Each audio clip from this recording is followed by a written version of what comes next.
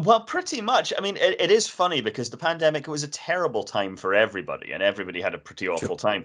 But at the time, I was working as a night manager in a hotel, and because the hotels all closed, we were all put onto furlough. And I thought to myself, well, this is giving me an opportunity. This is giving me the time to actually use the furlough almost as if I'm getting paid at the end of each week for writing. So I essentially just started using the writing as my full-time position. I would get up 8 o'clock in the morning, I would start, I'd finish about 5 o'clock in the afternoon. I'd do that Monday to Friday. And before I knew it, I had a larger body of work than I would have had if I was doing the day job. So, or the night job as it was. So I did sort of capitalize on it in that respect. And any writer knows that it is really all about time. How much time you get to write anything will sort of dictate whether or not that work turns out to be any good. And as it turned out, having all that time really worked out for me because producers in particular could not start shooting anything. All the shoots had stopped, so producers had nothing to do but read material, and I was just churning out material every week, essentially. So it worked out for me, which is not to downgrade the sacrifices or the suffering of people during the Of pandemic. course. But I found that it was very motivating for me, and also probably very good for mental health and things like that, to be able to be creative and have an outlet during that time because a lot of people didn't. So I felt quite lucky in that respect. I think that's absolutely true. I think you have to. The only way to be a writer really is to write, and I think, and also reading, I think is important. Having enough time to read. The more you read, the more you understand how you construct certain things and how story structure works and plot structure. With screenwriting, it's a very different discipline because with screenwriting, you are looking at it, the storytelling is very different to prose or anything like that, and it is as much about structure as it is about character or as it is about dialogue. But time is everything, and the more time you spend writing, the better you get. And I have a lot of people that come up to me and they say, "Were you not annoyed that it took 20 years from finishing film school to now to sort of get the career started where you're now I am working in the industry. Now I have got commissions. Now I am getting offered bits and bobs here and there. And I often say to them that no, those 20 years gave me an extra 2 decades of learning my craft. And the writing is better now than it was back when I was 21 years old and graduating.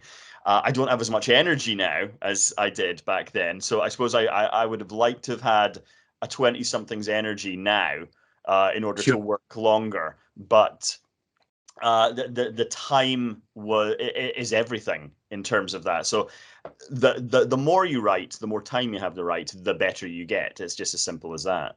Feel that. Saying, isn't it? It's Right. how do you get to Carnegie Hall? Practice. It's the same thing. It's Sure. you have to, someone like Aaron Sorkin doesn't get to that level without 30 odd years of struggle and strife and stuff like that. I mean, not to compare myself to Aaron Sorkin. For a start, our paychecks are vastly different. But whenever you see him talk in his master classes or Q&As, you get a sense of how hard that man actually works. I mean, he works insanely hard. You think of the TV series that he did, like The West Wing. I think he wrote every single episode of the first 3 or 4 seasons of that, and those seasons were long. That's an insane amount of work to put into something, but the results stand for themselves. He is one of the best in the business. So the more you work, the harder you work. And I like to think that I work really, really hard. That's one of the things that directors I've worked with have said about me is that they like working with me because we can have a conversation and then 2 weeks later there will be a draft of a script off of that conversation. I like to work that fast, and I have the luxury of time now that I do it for a living, and I'm not welded to a day job that sacrifices 8 or 9 hours of my day. I can put in the hours and I do the work. It is interesting because the perception I have of it now is very, very different because I did spend those 20 years aspiring and desiring this as the day job, as a career. And then once you get it, it's very, very strange because all of a sudden it is the job and it takes on a different sort of tone because Now you have deadlines. Now you have this, that, whatever.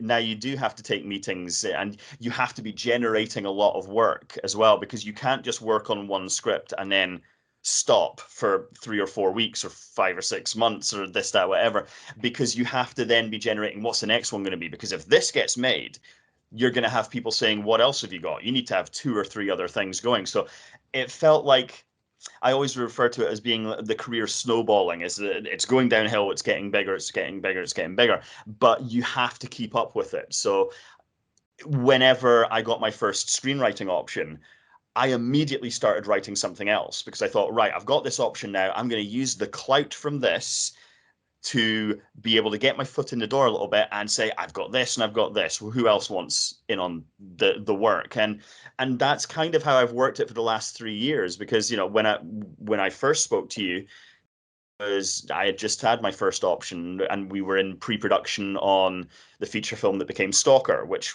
became my first sort of produced feature film that I had written the screenplay for. And from that, everything just started to build and build and build. And I was writing every single day, and I've written about 3 or 4, maybe even 5 feature screenplays since then. And I've started to sort of move towards writing TV pilots and Bibles for TV series, because TV is where a lot of the industry seems to be going. And for the writer, it's a very, very sort of coveted position to be working as, say, a showrunner or working in a writer's room. TV seems to be where it's at. And it also gives you a larger scope to play with. So I've been dealing with, the structure of it's very different. So, you can't just write a pilot series. You have to have laid out what the rest of the series is going to be, including episode breakdowns, all that sort of stuff. Very different from writing a feature script or a short film script, because a feature script is its own contained beast. Once you've written that, you don't have to worry about, well, what else could happen, because you've told the whole story. Whereas with a series, unless it's a limited series, you're looking for a story that you could tell 3 or 4 or 5 seasons in, if you're lucky, if you've got a producer who wants to take it that far. So it changes the structure, and it changes how you look at the work. And I think in terms of where I find myself now, I find myself thinking a lot more about the business side of things, in a way that whenever you dream of being a screenwriter and you're doing it on your own at nighttime and you're just writing scripts for you don't really necessarily have to think about the business side of things. And these days, I'm far more business conscious, and I didn't expect that it was going to go that way. And I don't consider myself some sort of business-minded person, but you do have to start considering certain things. When you write a screenplay, for example, if you've got secondary characters, you have to think about, well, if you get the right producer and the producer has a certain amount of money, you can get a good character actor to come in to play a secondary role. So you kind of have to beef up all the secondary roles so that there's something substantial there. You could then bring in, I don't know, say a Jude Law for 2 days to work as a supporting, So you have to start considering when you're writing that, well, every character has to have something to do, in a way that whenever you're just writing spec scripts for yourself, you're just really thinking about the main characters and the main thrust of the story. So it changes how you work, and it changes how you perceive the work. And I think it is interesting now that I have it as a career and not as a hobby. I kind of find myself, whenever I finish work every day, thinking, what do I do now? What am I going to do that's going to become the hobby? And I've started doing, like, I'm a hobbyist photographer, so I do photography on the side now, and I like to take photographs, and I've always sketched as well. So they've kind of become more the hobby side of things. Even reading has taken a back seat now, because I read so much during the day as part of my work. Because I also work as a screenwriting consultant. So I'm reading maybe 4 or 5 scripts a day, and then writing a 1-pager of notes for the writer. And it sort of changes how, when I go to bed at night, usually I would grab a book and I'll read a couple of chapters, and that's slowed down because I'm so tired of reading by the end of the day. So even that as a hobby has sort of taken a back seat. So it's interesting. But, you mentioned the idea of, like, to get better at running, you run and stuff like that. So I've actually started channeling into a more sort of healthy lifestyle for myself, because I sit down all day. I've got a treadmill now, so I'll do a half hour on the treadmill every morning, and I've got a kettlebell that I'll lift. So that's kind of become the hobby on the side, is sort of a bit more healthy living, which is probably a good thing, because otherwise I'd be sitting down all day, no exercise, probably eating snacks and probably drinking a lot of soda and stuff like that. But all that has been cut out now, and I've sort of it's sharpened and focused the work in a way, because I'm sort of breaking down my day into Sure. these chunks of time. That's my chunk of time that I'm going to be working out, and this is where I'll work. This is where I'll stop to cook. This is, it's funny. The structure of your life kind of changes in a lot of ways, and I never thought that was going to be the case with this. I thought working as a screenwriter, it would be, when you're naive and you've just finished film school, you naively just say, right, I'm off to Hollywood. But nah, there's 20 years of working in bookstores and working in hotels and working in bars, and and life also takes over. I got married, Yes. I had a child, I got divorced, I had other relationships. All this stuff happens, but it's all fuel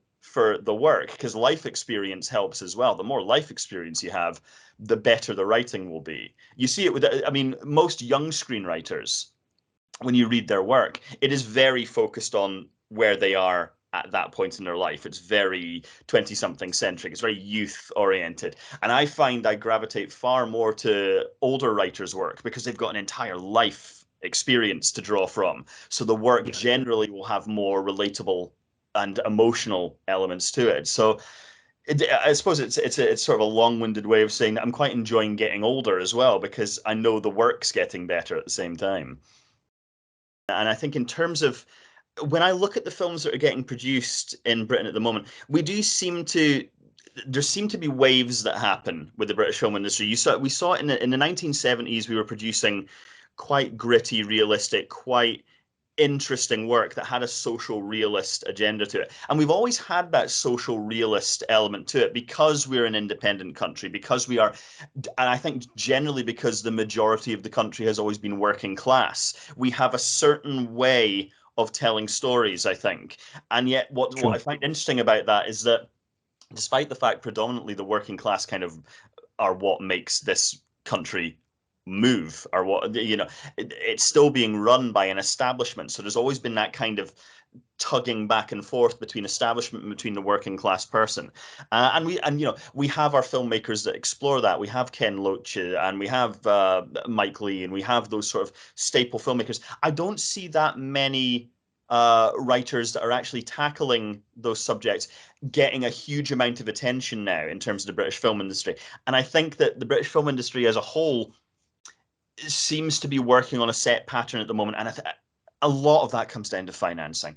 They can only finance so many things. I mean, the BFI is a charity essentially, so there's only so much money to go around, and we are focusing more, it seems, on kind of individual voices, very artistic individual voices. We've got our Lynn Ramseys and people like that, who are producing beautiful, very expressive pieces of work, but they don't necessarily make money at the box office. That's where you look back to the 90s, where a film like The Full Monty would come out, and all of a sudden it was like British cinema is alive and well, and this made a ton of money. That had Fox Searchlight behind it to help market Sure. that. We don't have marketing in place for smaller individual films. You look at Ken Loach's last film, The Old Oak. What a wonderful piece of work. But do you see that appearing in any kind of box office records? And that, it's hard to actually find cinemas that are showing it at the moment. And I think that, as a writer, I'm always looking to tell sort of personal stories that are going to be relatable to people. I think I often get asked this by screenwriters when I teach screenwriting to students. They say, "What is the key element that you look for in a screenplay?" And I always say relatability. I don't care about structure. I don't particularly care about dialogue or action set pieces or any of that stuff. Give me relatability any day of the week, because if I relate to a main character or I relate to a situation, you've got me as an audience member. You can take me anywhere. You can explore any subject. The comparison I like to make is, I say, look at Ken Loach's movie Kess and look at the very first Star Wars movie. Now, what are the relatability factors in both of those movies? They are both about boys who are taking that step into adulthood. Both those movies are exactly the same movie. It's just that because you've got that relatable element in the Ken Loach movie, you've got a movie about a boy stepping into adulthood, but it is exploring the working class and the lower class. It's exploring the fact that there was no future for kids at that point in I think it was in the mid 60s. Kids from that environment didn't really have a future other than going down the pit. And it's interesting because obviously 15 years later, the Thatcher government destroyed all that. So where did that leave kids in terms of futures? It left them with nothing. But Star Wars is exactly the same thing. The Luke Skywalker character at the beginning is left with nothing. So he is able to take that step into whatever becomes his destiny, which then leads him to a galaxy far, far away. I mean, but both films are doing exactly the same thing. We relate to Luke Skywalker the same way we relate to Billy and Kess. So the relatability element for me is everything. So everything that I write, I am approaching from as human an element as I can. I don't particularly care about it. It's interesting that I have actually made my career on the back of a genre piece, because I don't necessarily care too much for horror films, and I don't necessarily care too much for the sort of genre in particular in this country, because in this country we tend to do there's no sort of in between for the horror movie in Britain. You either do something extreme that's quite exploitative, or you do something that people consider highbrow or God forbid. And I've heard this a lot because my horror movie was set in an elevated horror. Now, which is a term that I don't necessarily agree with. I think elevated horror is doing the horror industry a disservice in some ways. Horror is subjective. Horror is what it is. And I don't think having sort of tent poles or categories for these sort of things is anything. But we do tend to categorize in this country anyway, which is why I elevate more to films like, say, Wild Rose, which came out a couple of years ago with Jessie Buckley, which, it has a subtextual agenda about working class families and the struggle it is to chase your dreams and all that sort of stuff. And a lot of our storylines, I think, are aspirational in a way, because in this country we do tend to have to struggle more, and certainly the working class have to struggle more. And so aspiring stories, I think, are really good, but they have to be rooted in a human experience. And that's where I've always gravitated towards. The films that I like tend to have a very strong human element to them. So you've got your Wild Roses, you've got, even the Full Monty, even though it had the powerhouse of sort of American marketing behind it. It is generally about a guy who wants to spend more time with his son. So you've got that relatable human element to it. I'm not seeing enough of those sort of films getting made in this country, and I think it might be because they're just it comes back to that idea that you have to think about the business side of things as well.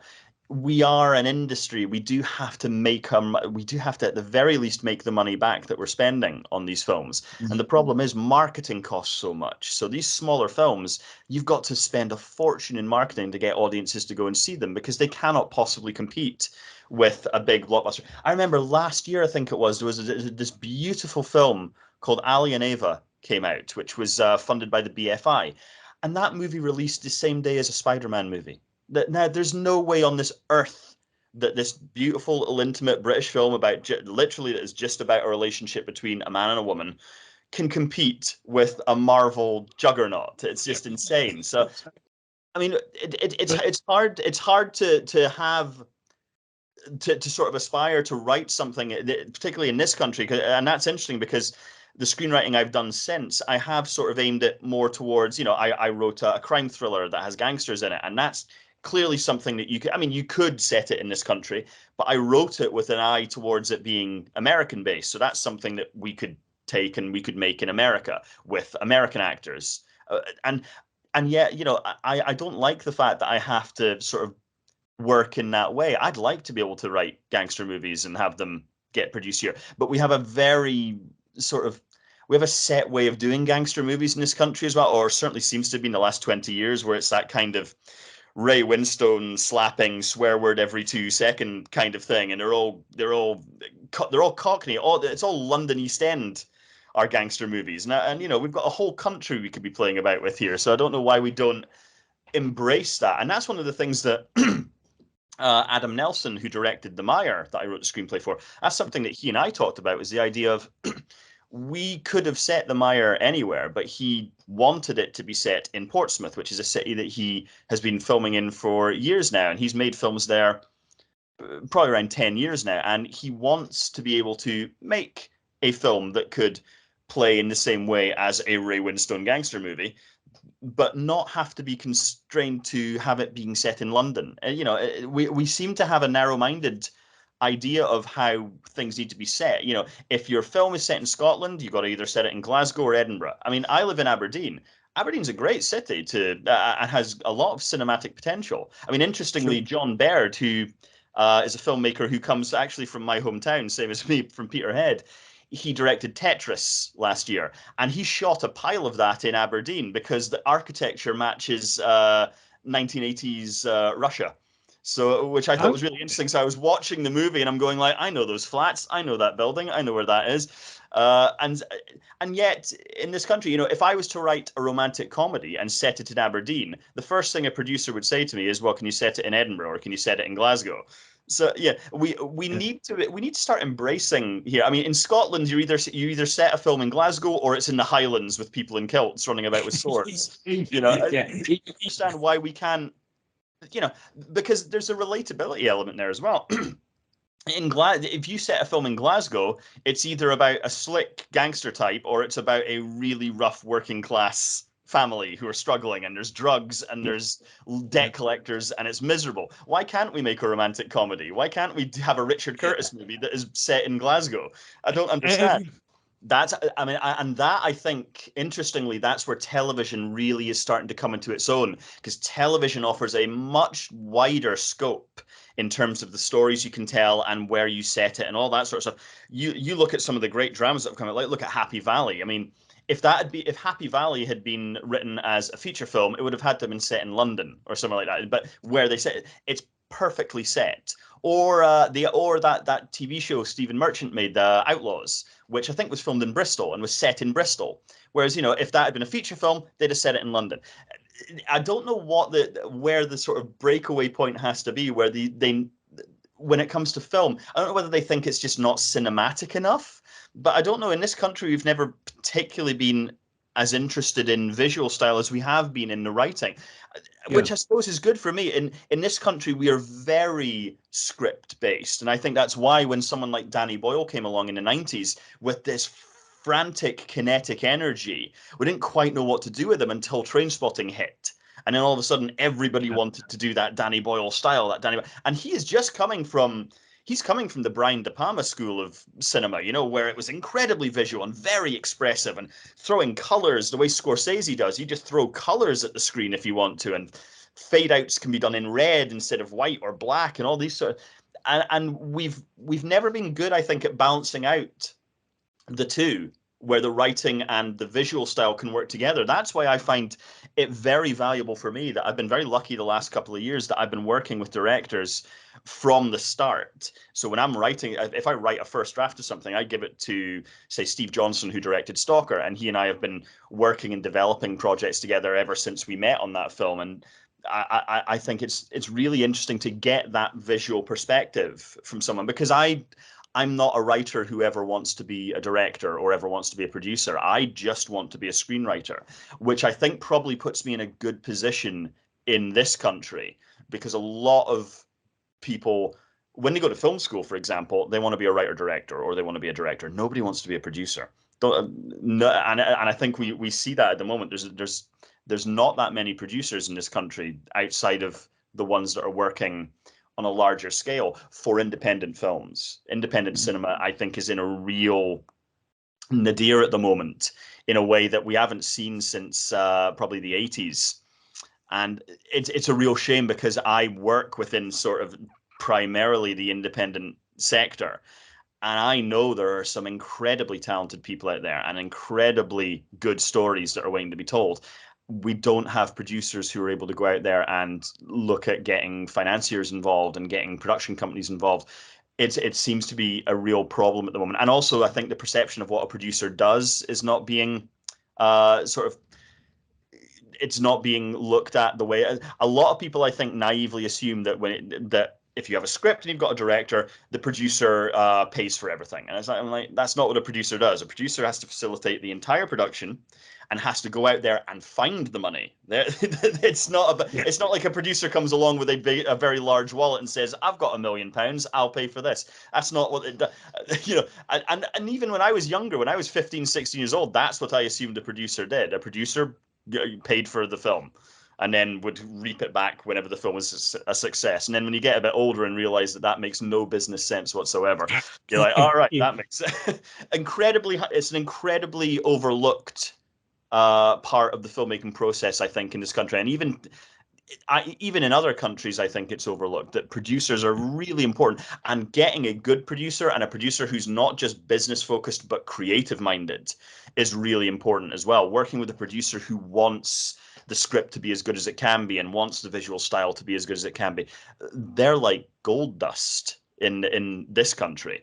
And I think from a writing perspective, I am lucky that I get to sort of send my script to certain people at this point, and I have a little into the industry, but it never guarantees in any way, shape, or form that you're going to get greenlit. I'm stuck in a sort of development pattern at the moment. I've had two feature films, and this is rare. I've had two feature films essentially shot back to back. One of them's come out, Stalker, which, you know, I go into HMV and there it is, it's sitting on the shelf. It's in the horror section between The Stand and Salem's Lot, which I think is really funny. Wow. I'm sort of sandwiched between Stephen King, which is not a bad place to be, I suppose, but it is weird. I walk in there and say, 3 years ago, that was just in my head, and now it's a DVD on a shelf, which is an interesting experience. But that was shot back to back with the Mire, which, you know, we started work on that 3 years ago, and we're only now, I mean, it's finished and it's been sitting finished for about a year. We've had a premiere down in Portsmouth, which was great, but now we're going out to distributors and we're trying to get this thing out there for people to see. And it's incredibly difficult because you consider that this is a film that was shot for a very low budget. It looks much better than the amount it was shot for. You wouldn't assume when you know what the budget is that it was shot for that, but it hasn't got stars. It doesn't have even like a TV actor in it that pops in for a cameo or anything like that. So the chances of that getting it, I mean, marketing will all be taken care on our side of things. It's all going to be social media charged. That's, you know, you have to be realistic about this that's where the business side of things comes into it. But since the back-to-back experience of those two films, it's all been development for me, with the exception of the short film that's just about to come out. And it's, you know, like I say, I've written 3 or 4 screenplays that I've been commissioned to write. And then my work is done, essentially, until they can get financing in place and development money in place. Then I'll come back on board and I'll start doing rewrites on it. But until then, I've got all this work sort of sitting. And that's the life of a screenwriter anyway. 90% of any screenwriter's work over the course of their life will never get produced, and 10% of it will. You know, you look at a screenwriter like Bruce Robinson, who wrote With No One Eye and Jennifer 8, and he has been writing for like 40, 50 years at this point. He's only got about 4 films that have been produced, and he's got about 40 or 50 screenplays that are sitting, all of which I'm sure are pretty damn good, because he's an extremely good writer. Yeah. And yet can't get them made because the production system in this country is not built in a way that can really sustain a sort of like mass market in that way. We can't compete with the Americans in terms of marketing and in terms of financing. We just can't. And even the Americans, I think, are finding it hard at this point. You're seeing a lot more larger films. Whenever you watch them in the cinema or at home, there's about 17 production companies come up before you get to the start of the movie. And there's more and more that they're having to claw more and more production from several different sources at this point. And I think that a lot of that has to do with the ripple effect of the pandemic. You look at what's in the cinema now, it's generally horror, action, or science fiction. It's strictly genre because that's the only thing people are going to see. People, I think, are still a bit wary about going to the cinema at this point. And also financially, movies cost a lot of money to go and see, you know? I mean, you go on a Friday night, it's $20 a pop. That movie better be good for that amount of money. So I think we've got as a writer, I feel like I've got a huge responsibility to make sure I'm telling a story that is going to be worth these people's time and money. You look at the age of the blockbuster seems to be coming a bit to an end as well. I've been saying this to people for a while now. I think that we're going to have a little renaissance of independent filmmaking, particularly in America. Because you look at, you know, the Marvel movies aren't making their money back anymore. And, you know, we're living in a world where where an Indiana Jones movie can't make its money back. Now, admittedly, that costs $300 million to make. And I don't know how that costs that much money to make. That's insane. And then if you factor in it costs 300 million to make, then you have to factor in that you got to double that for the marketing. That movie's got to nearly make $1 billion just to break even, and that's the way blockbusters seem to be going at this point. That's insane. That is not sustainable, and the industry's going to have to go back to telling these smaller stories. You remember in the 90s, and it was great. I was a teenager in the 90s, and I was just starting to want to get into films. And we had every week American indie cinema was bringing out 2 or 3 fantastic pieces of work. And it's going to go back to that because the way it is working at the moment is just not sustainable. They're not going to make enough money. And also you look at things like the Marvel, and I'm not going to sit and diss Marvel. They've done a couple of really good movies, and it's a model that for 10 years worked really well, but the costs keep going up. And you look at the fact that they start making movies based off the back of a release date. I remember when the first Jurassic World movie came out, the one of the Chris Pine ones, and I can't stand those movies. But as an example, that first Jurassic World movie came out, and it made a fortune in its opening weekend. And the next week, they announced a release date for the sequel. They didn't have a script yet, didn't have a cast, didn't have a director, but they had a release date. Now you've got to sprint towards that release date, which means, of course, when that movie came out, the script's crap, the acting's rubbish, even the effects actually don't look as good as when you look at the first Jurassic Park. The effects in that still hold up in a way that new effects just don't, because they're rushing. Look at the original sequels to Raiders of the Lost Ark, like Temple of Doom and Indiana Jones and the Last Crusade. They were made like 3 or 4 or 5 years apart from each other because they weren't rushing. They weren't like Raiders of the Lost Ark came out and it's a big hit. It's not like the mentality they have today. They're like, it's a big hit, sequel immediately. No. They took their time, and therefore the scripts are better, and therefore the story's good, and they don't have to rush. And that's something that we're not doing now. I feel personally very, very lucky because unlike a lot of people that are trying to work and be screenwriters in this industry, I technically have a day job off the back of it, which is working as a script consultant. I'm a reader for a couple of screenwriting festivals, and I've done bits and bobs for a few different colleges and universities where I'll come in and I'll read a script and I'll do the page of notes, and I do these Zoom one-on-one consultations all the time, and it facilitates in a certain way the income I get from that allows me to be able to write on my own time and on my own schedule, which I know a lot of people don't have. And I'd say, to anybody that's trying to get into the industry as just a writer, it's not a bad thing to look at. And there's an awful lot of screenwriting competitions out there, and they need readers. Look at different script competitions and different screenwriting festivals and see if any of them are looking for readers, because it's a very interesting and nice way to sort of supplement a little bit of money coming in that then affords you the time to be able to write as well as you can, and to write as much as you can as well. And I think that the more you write, like we were talking about, the more you write, the better the writing is going to get anyway. And streaming services, as much as they have sort of placed the industry in a sort of unsure footing, they are also a very sort of beneficial means by which all of a sudden they're crying out for more programming. They're crying, and they're all going into original programming at this point. Amazon has its own TV series. Amazon has its own movies. Netflix, same thing. All the Apple TV is producing some wonderful stuff now and working with wonderful people. But you do notice that most of the Apple original stuff is only coming from established filmmakers, because again, it's a business. They have to make money. People are talking about how Killers of the Flower Moon only made a certain amount of money, so it's a flop. And you think to yourself, well, no, Apple have the rights to that movie forever, and they're going to make the money on that movie off the back of it being on their streaming service, never mind what it did in its theatrical run.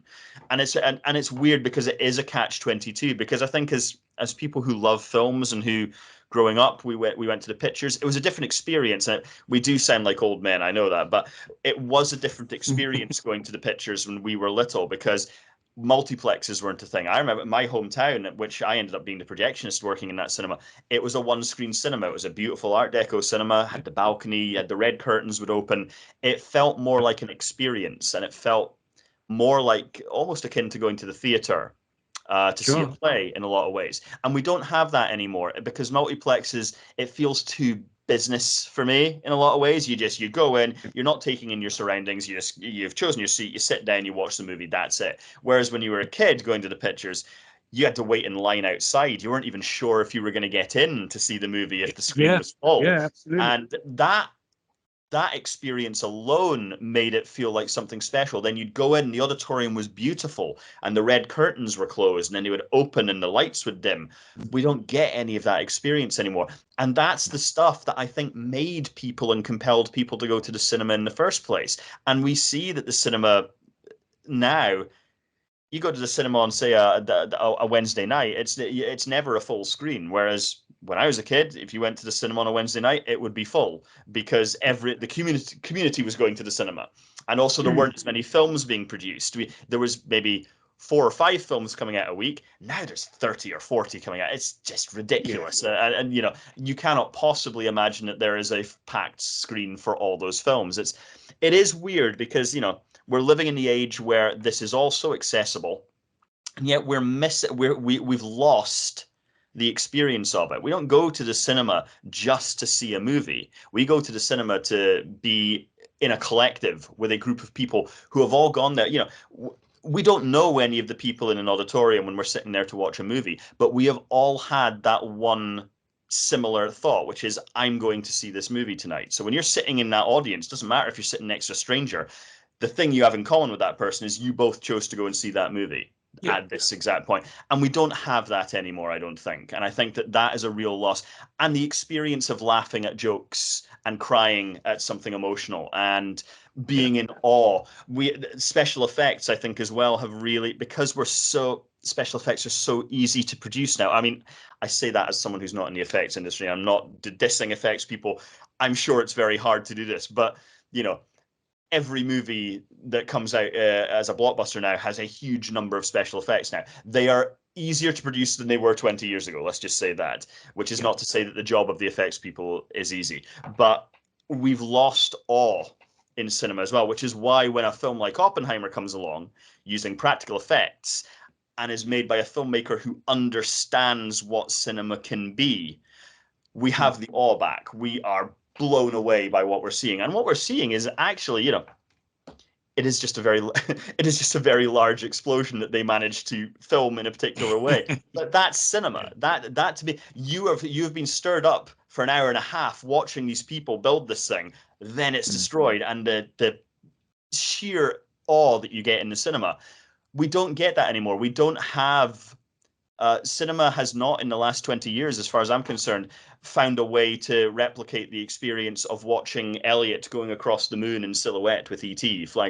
We don't have imagery like that really anymore. We don't have filmmakers who fundamentally understand that cinema is about projecting your dreams and showing you things that you cannot see in any other way.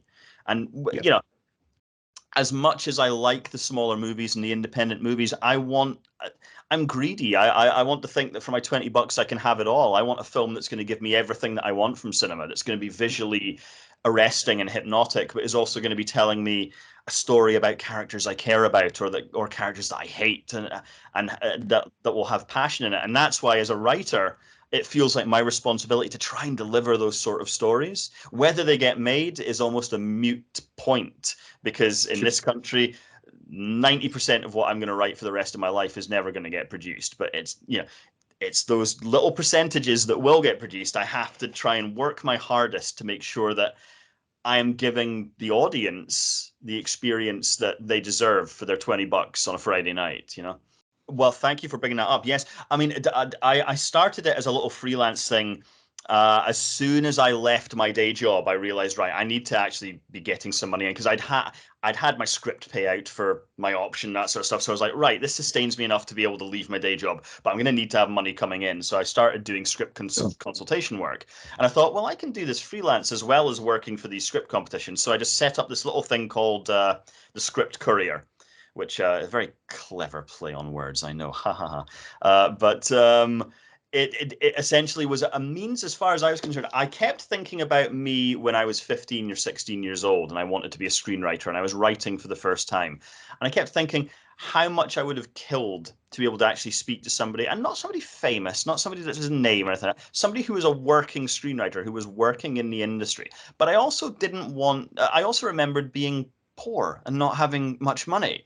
And I didn't Sure. want to charge an arm and a leg for this service. And I know I've had screenwriters say to me, you do realize you're charging way too little for what you're offering here. And I'm like, yeah, but that's the point. I'm working on my own schedule. I'm only taking on as much as I know I can handle. I don't want to take a huge chunk of money off of people who 5 years ago I was an exam. And I think it's, you want to give back a little bit. And like I say, I'm not Aaron Sorkin. And I've had the people that go and slide into my DMs and they say, well, why should I pay you to give me anything like that? I'm like, well, I'm not pointing a gun at you and telling you that you must. You can take it or leave it. You can look at my IMDb Yeah. page. You can go to my LinkedIn page. There's my credentials. I've got an honors degree, I've got films produced, and I work in the industry. I do this for a living now. Where what are your credentials? And you get those people, but 99% of the people that I've done this consultation work for, they're incredibly nice people and incredibly creative and really enthusiastic about getting their script as good as it can be, and having the knowledge that I've accrued over just the last 5 years, working with producers, working with directors, and seeing that you have to factor in business into the writing as well, and how you can be creative but also fiscally responsible at the same time. I think that that's valuable, and I also get something out of it. I've made some wonderful sort of colleagues and friends off of doing this.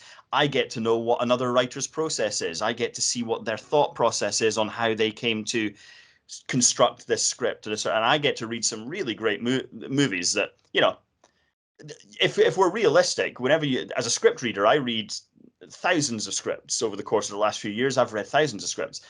99% of those are never going to see the light of day. So I'm one of the privileged few that gets to watch that movie as I'm reading Yeah. that script. And that's Yeah. a Yeah. great experience for me.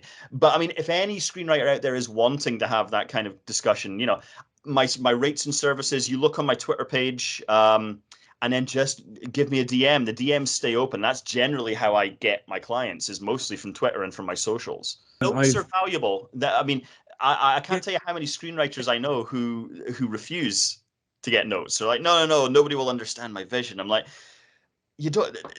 I mean, it baffles me sometimes. I'm like, I mean, you do the same thing I do. You realize that whenever we're writing, we are so in it when we're writing it. We just don't see the inconsistencies. We don't see the plot holes, or that a character does Yeah. something twice, or does something stupid, or that a line of dialogue doesn't make sense. We just don't see it. Outsider, a new fresh pair of eyes on it. And I'm lucky. I've got people that are in the industry. I've got directors that I can show it to, and they see immediately through it. Like Steve Johnson, I always joke, who I've been working with now for the last 3 years. I always joke that he's the person that I take any script I write to first, because he essentially, I'll give him a script and he will take a hammer and just smash it into pieces and then push it back towards me and say, put it back together in a different way, and we'll have a conversation about that. But he's looking at it from a filmmaker perspective that I don't have. I look at things as a writer. If I can make it work on the page, that's my job. It's the director's job and the producer's job to try and facilitate that to get it up on the screen. But there is a collaboration there where, you can have it both ways. You can write a screenplay that can suggest what visually this film will be, but not be so specific that any director reading it will be like, how dare they tell me how to shoot this movie? It's finding that balance. And that's the thing that I like to do in my consultations most of the Yeah. time, and my Yeah. script notes, is find that balance. Because like you say, filmmaking is a collaborative process. Once you've finished what you think might be your final draft, there's going to be 10 other drafts down the line on that. It's just that Yeah. simple. It's going to reshape and remold depending on, because you have to facilitate the filmmaker's vision as well. If you're not directing it yourself, the director's going to have a specific way that they see your story, and it's not always going to gel with the way you see it. I am at the Chris Watt, all lowercase, all one word. It makes me sound egotistical, but I tried just Chris Watt. It was taken. I tried a whole bunch of variations. They were all taken. The Chris Watt was the only one that was not taken. So that's my Twitter handle, unfortunately. But it does Yeah. And it does have a that's slight ego twist to it. But whatever, I couldn't help it.